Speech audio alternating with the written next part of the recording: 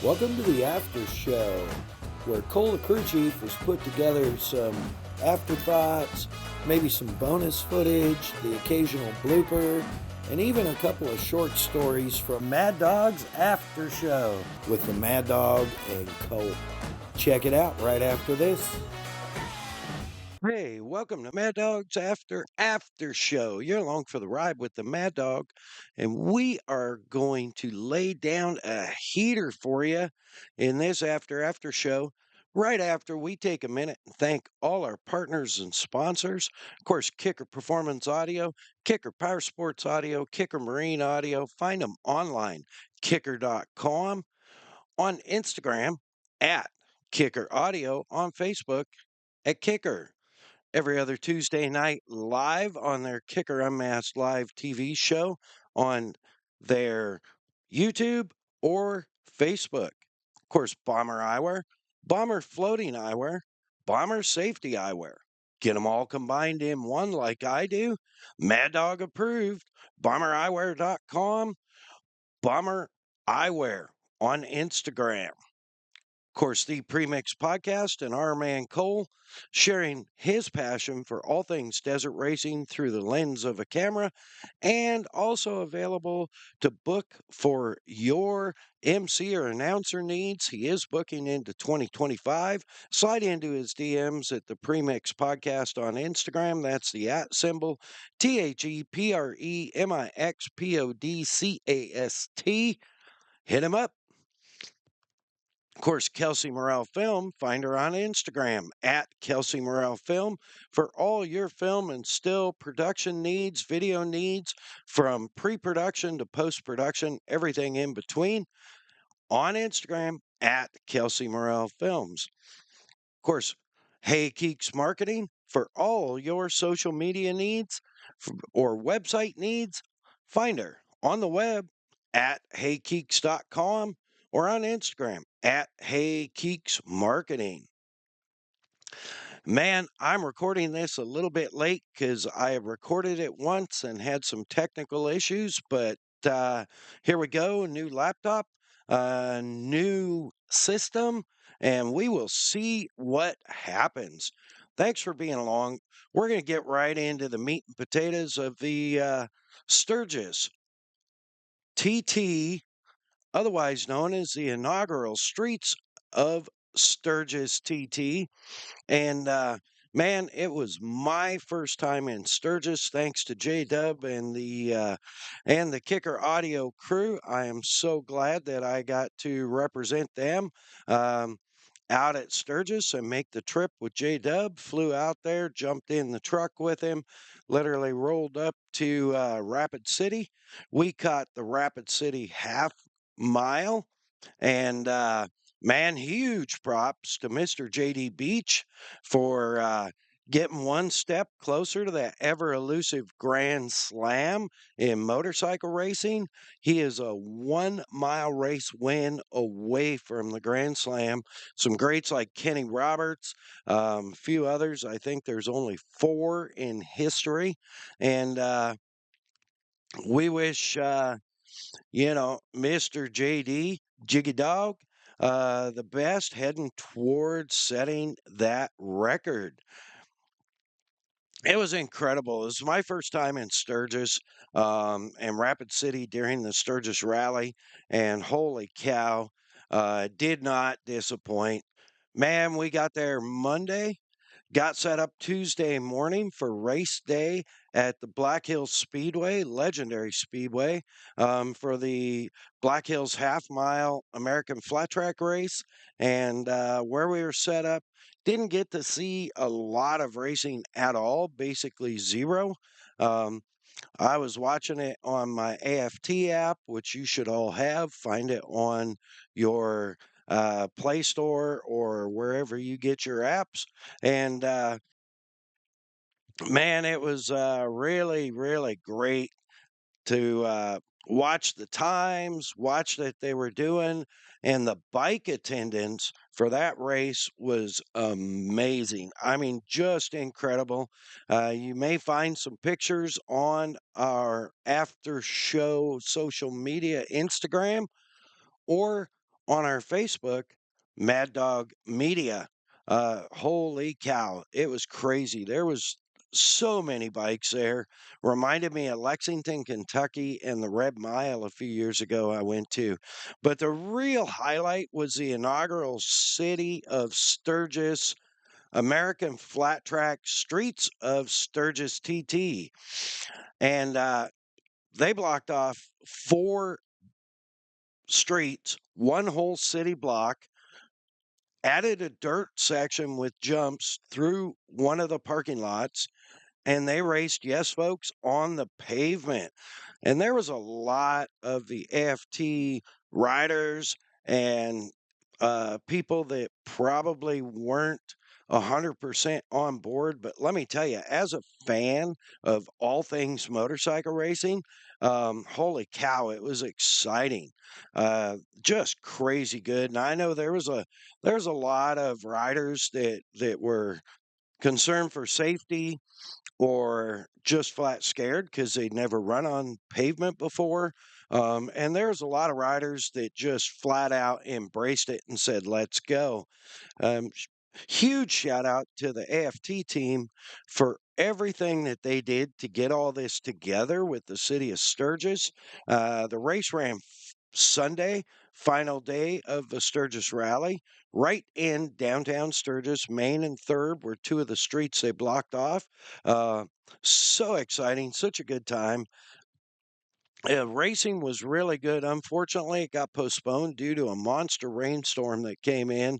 Um, but those guys started on the track at like 1:30 or 2 in the morning, and knowing those guys, I've talked to a bunch of those guys ahead of time, and the plans, the way they laid things out, the plans they made. Um, Man, they were on it. And let me tell you, when they got to building, of course, I wasn't there, but we got there pretty early to set up the kicker giveaway area within the American Flat Track tent or pop up, whatever you want to call it. Um, and they were busting butt getting hydro barriers set up and fencing set up, and they just did an amazing job. So huge kudos, Cameron, the whole crew out there. Robbie, unfortunately, he had to split out and go home for a medical situation, and our prayers are with him. And you know, Bobby, Isan, man, there are just so many that I know I'm not going to get you all mentioned, but incredible job.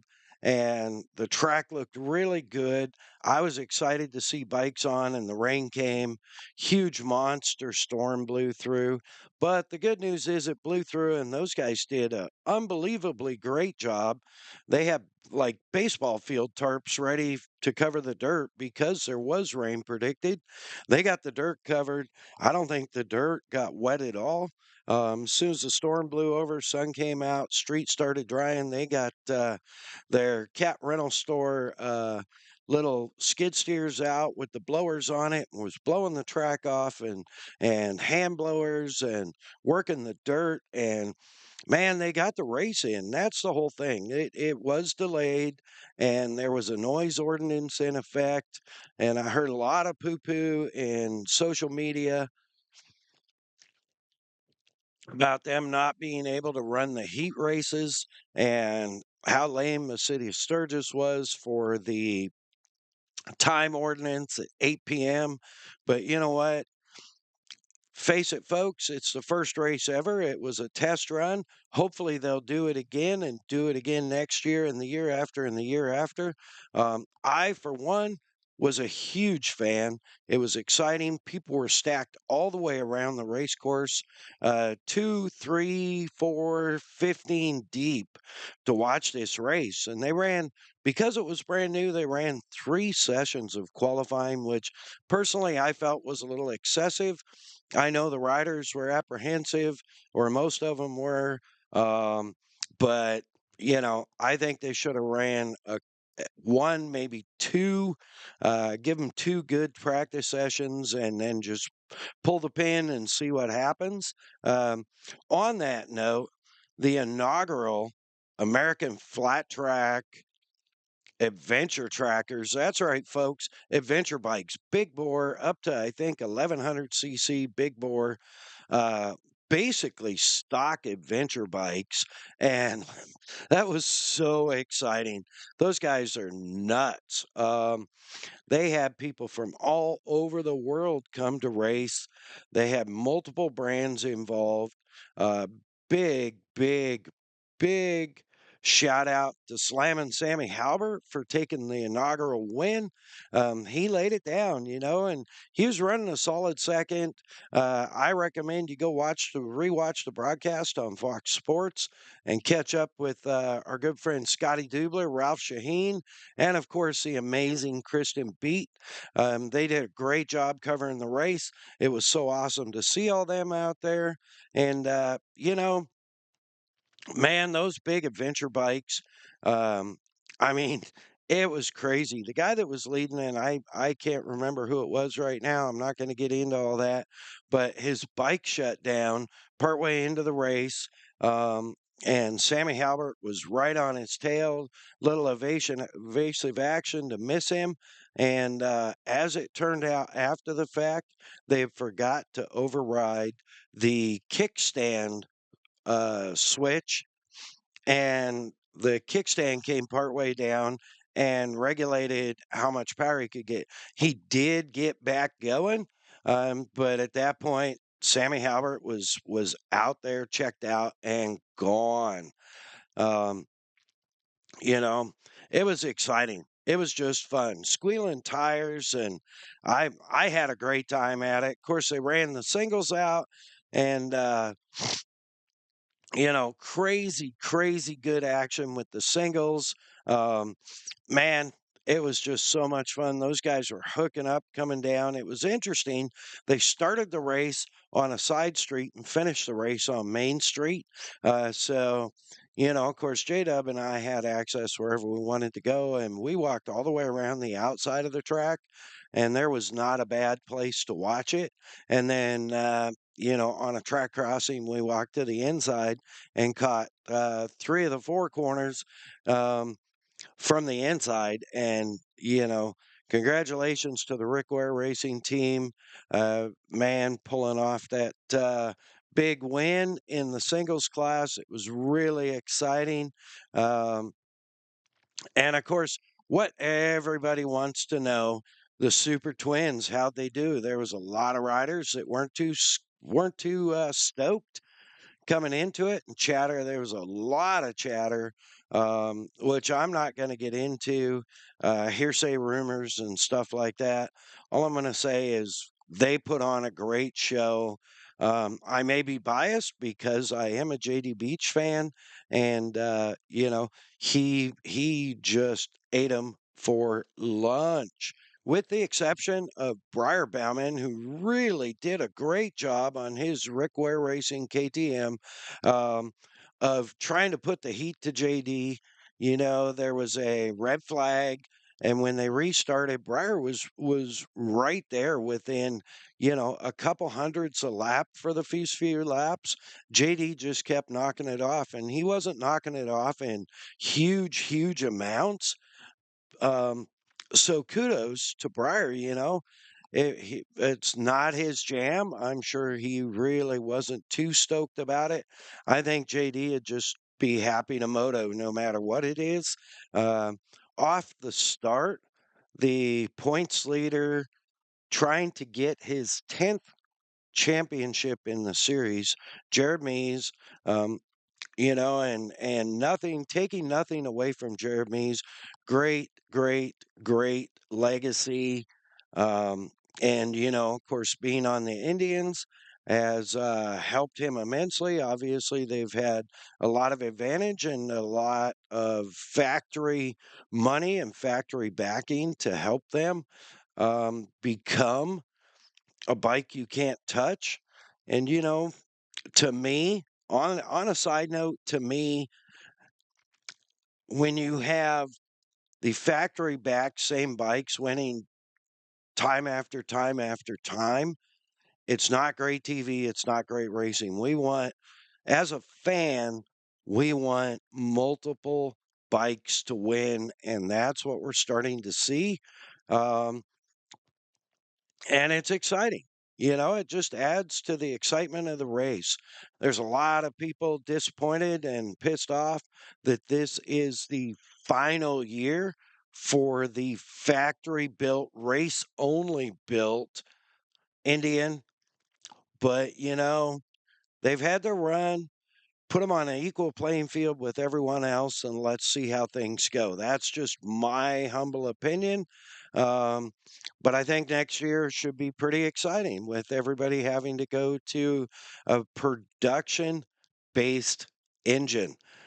Now, getting back to the race, um, only a very few laps in, once the race for the Super Twins started, Jared Mees had a tough go, had a bad start. I guess he's not used to starting on pavement, and actually, I think got clipped a little bit on the start also, and was way back in the mud, back in the field, just buried, and he didn't show tons of speed, but he did work his way up to sixth. And early on, he made a crazy, ballsy attempt at a pass going into the dirt section where he just stuffed it in, see what happens. And unfortunately, took out the fifth place rider. Um, and that kind of stuff happens when you're racing hard. What followed that, in my opinion, was total chicken shit. And I'm going to call it how it is. I don't know what the recourse of any of this is, but he backed the bike up and kind of pivot rolled the bike over the downrider's helmet to get the front tire out instead of just backing the bike up enough to drive around it. And I did not like that. Whatever happens, happens. And whatever your opinion is, I'm totally okay with. My opinion is I didn't like it and it created a lot of drama. But, kudos. I mean, the rider got up, and that rider, I shouldn't just be calling him that rider. That rider was Brandon Price, and man, I will tell you what, kudos to Brandon Price. He showed a ton of class in that situation. Um, a lot more than I think I would have, and a lot of other racers would have. But he got back up, shook it off, um, came back around. Of course, it was a red flag, and he went directly up to Jeremy's, and instead of grabbing him by the helmet and throwing him on the ground like I probably would have tried to do, um, he just said, "Hey, it happens." Gave him a hug and moved to his place at the back of the pack for the restart. That being said, they being the officials, did not move Jared Meese to the back of the pack. I think if had I been an official, which I'm not, and I don't know all the factors, um, I would have definitely put him at the back of the pack for those actions. That being said, it is what it is. The rest of the race, man, on the restart, congratulations, Breyer. Man, you did a great job of hanging in there with arguably one of the best all around motorcycle racers in today's time, JD Beach. You put a challenge to him, and we all expected JD to have a good showing. He did. He took home the W. I can tell you that the fans' reaction to a lot of the race was crazy. People cheering, people jumping around. When the red flag happened, there was a lot of people booing the number one, in my opinion, justifiably. And there, when Price came back around. I believe he's number 92. When he came back around for the restart, the fans all around were just going nuts. He made a lot of fans that day. Way to be classy and see the big picture. That being said, when JD took the checkered, an entire city block of Sturgis erupted in yelling and applause. Everybody was so stoked. And it was crazy good. It was just awesome. And man, I am so stoked to have been able to see it. It was such an exciting race for me. Uh, Ralph, Scotty, Kristen did a great job. I got to watch a lot of it from the final spot that J Dub and I picked, where we could see the jumbotron, as well as hear very well, except when the bikes were going by. Those guys were hauling butt. Um, and kudos to all the riders for sticking it out and just standing tall and making it happen, putting on a great show for the fans. Huge shout out to all the people from Sturgis and the people that were in Sturgis that came out and watched it, stuck it out through the rainstorm. Um, and it was a giant crowd. And of course, again, giant shout out to the American Flat Track team. They did a great job. Uh, Not without special mention, the city of Sturgis and all the people working towards making this happen. I had a great time. Thank you all so much. We are so stoked to have been there. Thank you, Team Kicker, for bringing me along. I had a great time. It was a great race. Catch it on FS1 replays. Um, that's about it. I've said my piece. Bring it back. I'd love to go to the next one. With that, we want to be sure and thank Kicker Performance Audio. Find them online, kicker.com, or on Instagram at Kicker Audio. Bomber Eyewear, Bomber Floating Eyewear, Bomber Safety Eyewear. Find them online, bombereyewear.com, on Instagram at Bomber Eyewear. The Premix Podcast. Find them on Instagram at The Premix Podcast, all one word. That's the at symbol, THEPREMIXPODCAST. Kelsey Morrell Film. Find her on Instagram at Kelsey Morrell Film. Hey Keeks Marketing. Find her on the web, heykeeks.com, or on Instagram at Hey Keeks Marketing. With that, I want to thank all the American Flat Track racers, all the American Flat Track employees, the city of Sturgis, of course, my incredible girl, the sis, Kristen Beat, my great friends and legends, Scotty Dubler, Ralph Shaheen. God bless America. God bless our troops. God bless our veterans. God bless our podcast. Mad Dog out. Thank you for listening to the After Show. We here need to thank our partners, Kicker Performance Audio, Bomber Eyewear, the Premix Podcast, Kelsey Morrell Film, and Hey Keeks Marketing. None of this would be possible without our fine partners.